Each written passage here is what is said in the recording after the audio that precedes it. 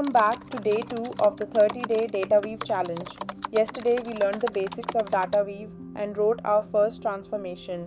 Today we're getting practical with one of the most important skills, navigating nested data using DataWeave operators.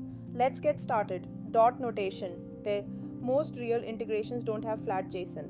They come with nested objects, arrays inside objects, objects inside arrays. DataWeave gives us several simple tools to extract exactly what we want. Selector access. We use brackets when the key has spaces, special characters, or when indexing arrays.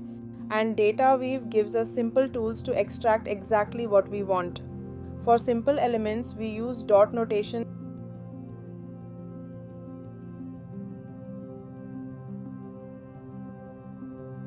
Default values, useful when a key is missing or null. Safe navigation, prints a boolean, true in case the field is available or not. Typecasting, as, forcing a value into a specific type. You now know how to navigate nested data with confidence using operators that you will use in almost every DataWeave transformation.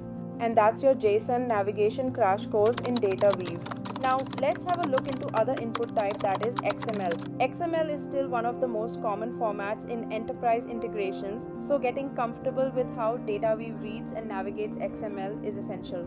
Understanding XML structure. Here's our first XML payload. It contains an employee record with fields like ID, name, address, skills, and manager information. XML becomes powerful when dealing with nested tags and repeated elements. Accessing XML elements. For simple elements, we use dot notation the same way we do in JSON. Let's extract ID, name, and city from our XML payload. These expressions return the text inside each XML tag. Working with XML attributes. XML attributes are accessed with the @ symbol. The @ notation is important because attributes are not treated as child elements. DataWeave separates them clearly. Accessing repeated XML elements. In XML, repeated tags, like inside, are treated as arrays by DataWeave. To access the first skill, we use array notation. This returns the first skill. Using default values with XML, to provide a fallback value, combine safe navigation with default.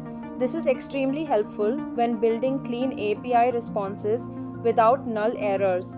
And that's your XML navigation crash course in DataWeave. You now know how to work with XML elements, arrays, attributes, and default values, all skills you'll use in real-world MuleSoft integrations every day.